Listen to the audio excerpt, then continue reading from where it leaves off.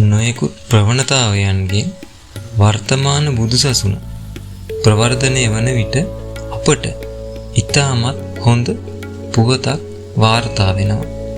බලමු මොකද්ද මේ තොරතුර කියලා. channel එක subscribe කරලා bell icon එක click කරලා තියාගන්න අමතක කරන්න එපා. දකුණු කොරියාව විසින් ගාබි කියන මුල්ම රොබෝ හාමුදුරුවන් වහන්සේව නිර්මාණය කරලා තියෙනවා. මෙම රොබෝ හාමුදුරුවන්ගේ නම තමයි ගාබි. මොහු නිල වශයෙන් සිය දියුරුම් දී සිවුර පැළඳ දකුණු කොරියාවේ බෞද්ධ ඇදහිල්ලට එක් වෙලා තියෙනවා.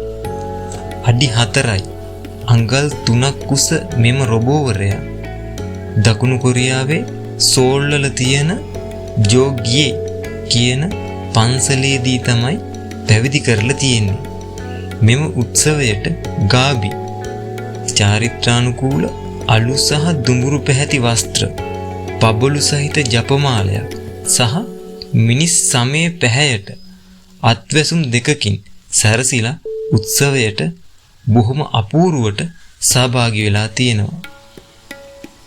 පැවිදි උත්සවයේ සුබ මොහොත පැමිණෙන විට ගාබි වන්දනාවෙන් දෑත් හිස මත තබලා උත්සවය මෙහෙයවන භික්ෂූන්ට හිස නමලා නමස්කාර කරලා පැවිද්ද ලබාගෙන තියෙනවා.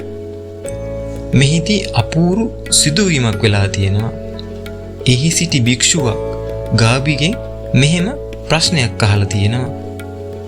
ඔබ සුද්ධ වූ බුදුන් වහන්සේට කැප වෙනවාද කියලා විමසලා තියෙනවා. එතකොට ගාබි දුන්නු පිළිතුර මොකක්ද දන්නවද? ඔව් මම කැප වෙනවා කියලා කිසිම කලබලයක් නැතුව පිළිතුරු දීලා තියෙනවා.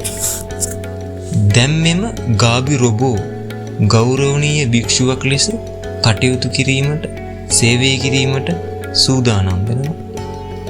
වර්තමානයේ භික්ෂු සමාජයේ අසන දකින දේවල් එක්ක මෙය මොනතරම් හොඳ ප්‍රවණතාවයක්ද, එසේත් නැත්නම් මොනතරම් අයහපතක්ද කියලා ඔබට හිතෙන අදහස පහලින් කමෙන්ට් කරන්න අමතක කරන්න එපා. channel එක subscribe කරලා bell icon එක click කරලා තියාගන්න අමතක කරන්න එපා.